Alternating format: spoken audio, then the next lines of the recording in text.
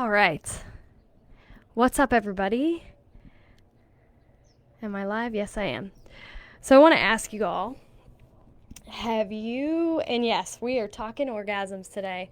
And my questions for you guys are, have any of you ever had difficulty achieving an orgasm? Have any of you ever wondered if your orgasm could be stronger? Have you ever wondered if you even have had an orgasm before? And have you ever had pain after orgasm? If you answered yes to any of these questions, you are absolutely not alone. My name is Jocelyn, and I'm the founder of the Vagina Doc. And I'd be lying if I denied any of those four questions. And the reason why I am so passionate about the topic of orgasms is because they are so important to our health. And I'm on a mission to highlight the health benefits of it, to slowly chip away at the taboo. Now, if you're on live on this video, please comment live, and if you come on the replay, comment replay. So a little short backstory of mine. My passion around this is, of course, around personal history of the taboo nature of orgasms. I mean, when I grew up, we had no sex education in school. Growing up in my house, we didn't talk about it beyond the utility of, sex happens when two people are in love and get married, and it's when you want to have a baby. And so there was no talk on orgasm, and anything that I learned was from movies or from friends. And so it's amazing to think back of all the confusion around that. And when my friends would talk about it, and not a lot of people would, thinking back now, knowing what I know, I wonder if they actually did. But anyways, I'm sure you guys can relate in that many of you did not have conversations around anything related to pleasure with your parents. And that is unfortunately where a lot of our beliefs start to be rooted. And the talk, at least growing up, and while it wasn't necessarily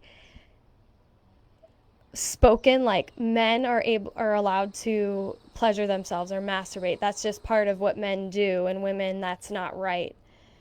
That's kind of how it was. And I don't know, I think a lot of people can relate too, in that people use religion to basically, they're like, just listen to what you learn in whatever religion and religion class, and use that as your guide. It's kind of to push off the conversation. So really, in the past several years, I have had to wrap my brain around that. And as I go along in my professional journey treating people of all different ages, what I've learned is that many people who were once, parents to people my age and above me, they don't know. They don't know either. So it's no one's fault here other than, people like me, or I guess people that came before me that were not advocating. So it's my job right now, knowing what I know, to provide this information in a digestible way so that you can start to change your beliefs if you have beliefs that were essentially projected upon you at some point in your life. So one thing that I like to think about with orgasm. So remember last live. If you haven't watched last live, you probably should. But basically, an orgasm is a part of the arousal response when you get to the point where your muscles start to repetitively contract. And there's a lot of things that go into it hormonally, physiologically. There, especially in women, there's a very much heavy piece on your mental state. So it had me thinking, well, how can I make this more relatable and make it like just a bodily process, an activity of daily living, rather than this just hush hush topic? Well, I believe that orgasm, like anything else, is a skill. It's a learned skill if you have learned beliefs that basically pull you away from that skill. It's in our DNA to be able to do this, but evolutionarily speaking, we're not the same as we were as an earlier species, and the way our lifestyles are, the busy, the stressed, the insecure, the shameful, that type of, those things that we take on push us away from orgasm. So think of an orgasm like a backflip.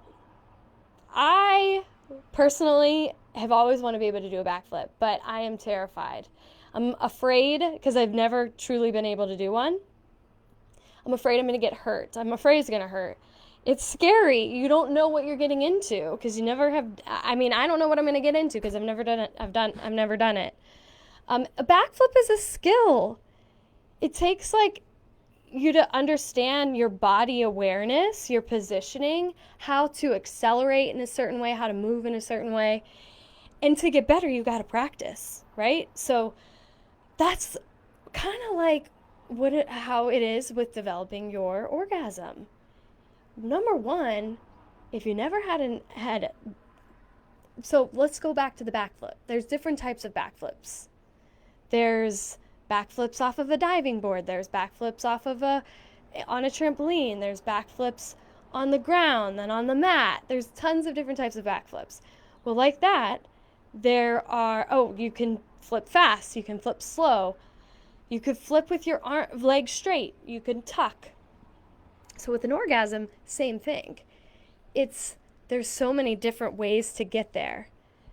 And because it's unknown, it's scary because basically you have to let go control to some degree and just let it happen. Same thing with a backflip. You've got to just at some point let go of control and just do it. So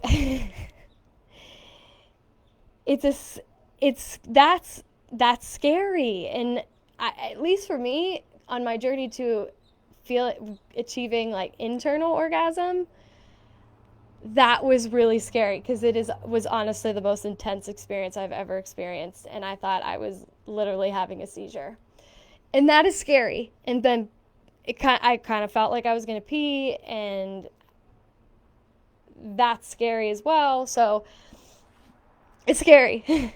Second thing is a skill. So once you get beyond of the like letting control and understanding that you're okay, the skill comes in the knowing what you like, knowing what you feel is pleasurable, whether it's sensations, pressures, positions, different types of movements.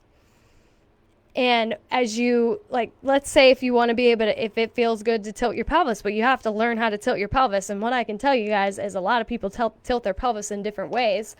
And for some people, the way they tilt their pelvis is going to be a block. And some other people, it's not going to be a block. It's going to enhance. And then some people want to be able to do it in this position and that position. They want to do it in doggy style or achieve it by being on their hands and knees. But yet their shoulders are so dang weak and not stable, so they go into this guarding response. So basically, it's skill. You got to learn how to use your body in some capacity if you are struggling to get there. But you got to take it in a gentle, like, carefree way, because if you're too like you're gonna overthink it. And then practice. The more, it's just like anything else. Once you get to the backflip and you do it more and you do it more and you do it more, you are going to get better at the backflip. Well, once you get an orgasm, your confidence goes up. So then some of the mental barriers go down. And then you get better next time. Or maybe you're able to figure out that spot quicker, or that movement that just hits the right chord. And so you do it more, and then it gets easier. And then your muscles it's muscle memory. And they get more trained. They're in shape to get that repetitive contraction, because believe it or not, you got to train it. Like, you can't expect to have these 45 plus second orgasms if you are weak AF, or if your muscles are just not used to it. It's like trying to tell you to go sprint an 800 meter run. It's just not going to happen. So I'm going to get into the other components of it, but what I see most often from like an organic reason of why people may have weak orgasms, or they have pain with orgasms, or they have those are two big ones: weak, painful, and then just inability. So beyond the mindset, the other stuff, I'm going to talk about the physical component. 3 things that I see most often: the muscles are too weak, and that can be related to many different things. Most often it's related to lack of training or rehab after baby, and just overall your muscles could be in better shape overall, not just the pelvic floor. Number 2, the muscles are too tight. So I see this in 2 cases. So athletes or active women that, doesn't matter. I don't want to get too deep. Keep it simple, Joss.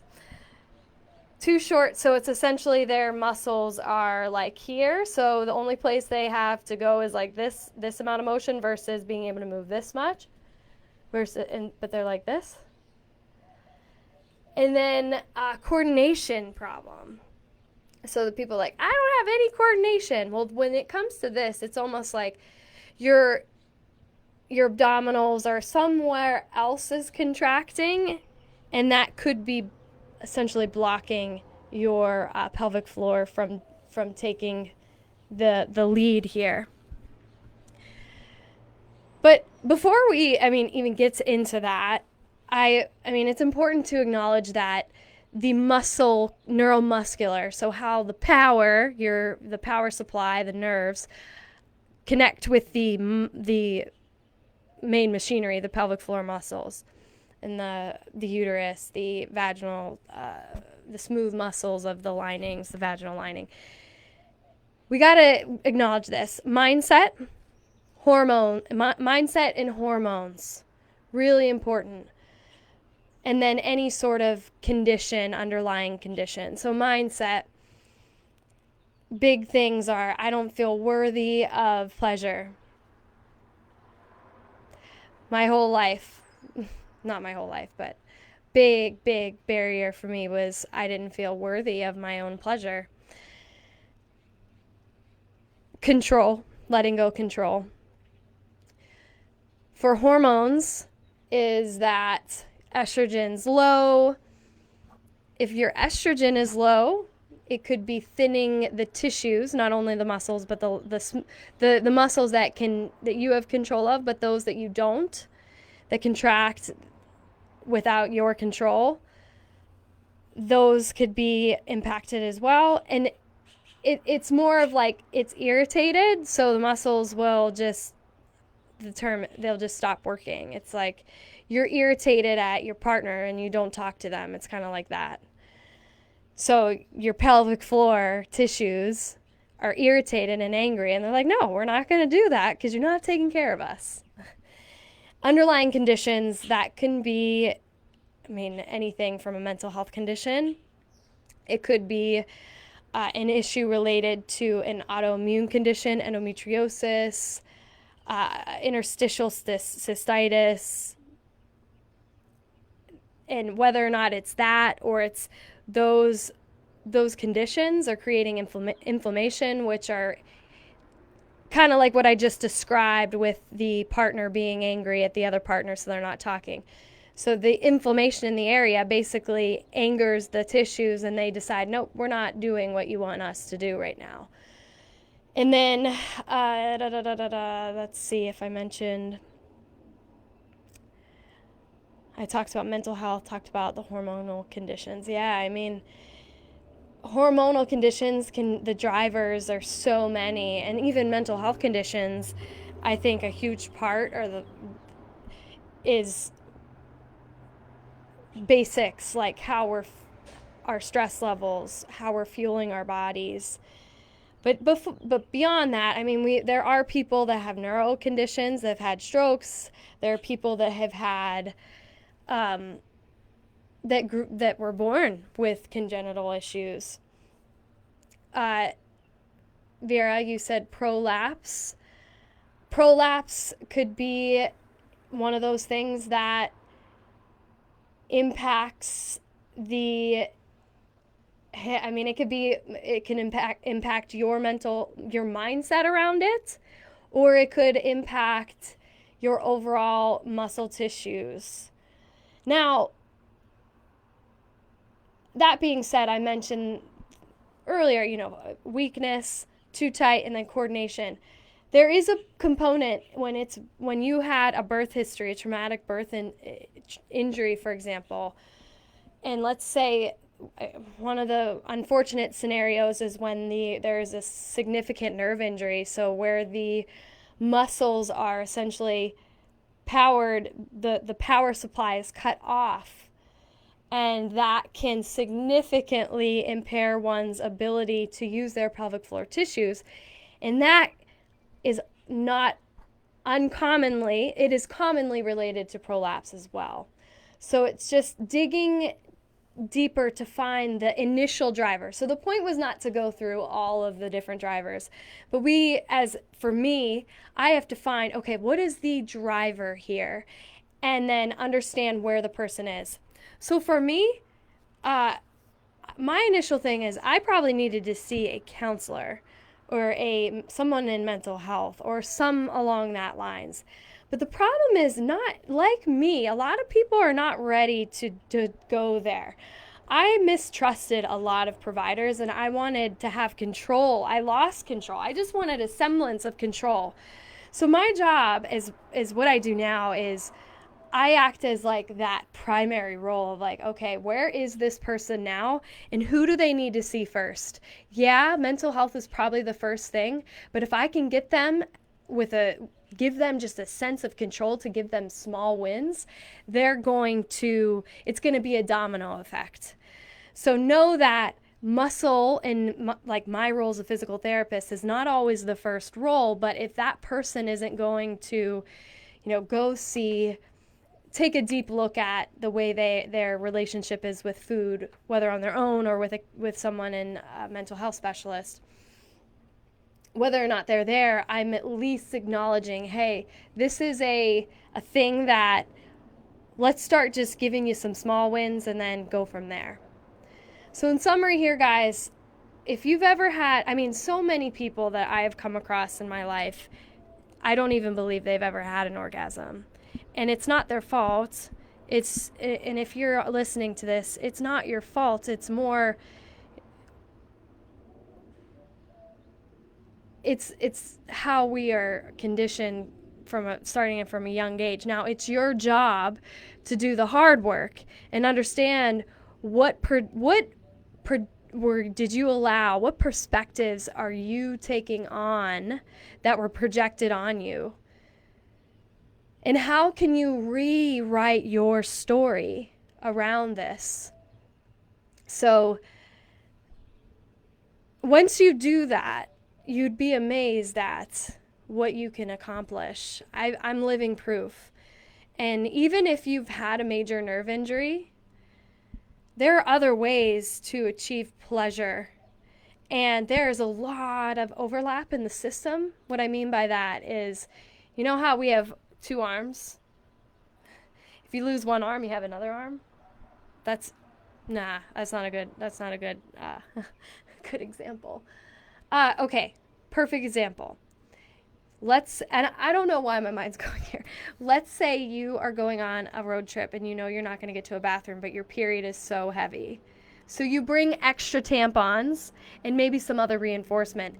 This is called, you want to be prepared and you want redundancy. That's not a good example either. But basically, our body is has amazing capacity to adapt. And when you put things, different practices in place, like exploring your sensations and what you can imagine in your mind and all the different things, you can adapt. I believe it. Now, some people have a harder time. Some people have to get more creative, but you can. It's just how bad do you want it? How ready are you ready to do the hard work? And know that everyone is different. Every person's journey is different. There's some like, I can relate this story to that story, but the way someone responds is going to be different because of their story that they have built until this point, until present day. I hope this was helpful for you all. Anyone that has any questions, I know it's kind of scary to comment on these types of posts because by commenting, sometimes it's like admitting or sharing with the world, like, hey, you're struggling with this. But know that this area is, oh my gosh, so impactful on so many things. And if you ignore it, then that's a problem. Last thing I want to leave with you is always remember, you are responsible for your own pleasure. You are responsible for your own pleasure. You have to be able to know what you like so you can communicate when you are in a partnered situation.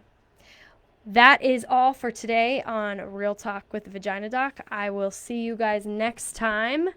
Have a wonderful Thursday.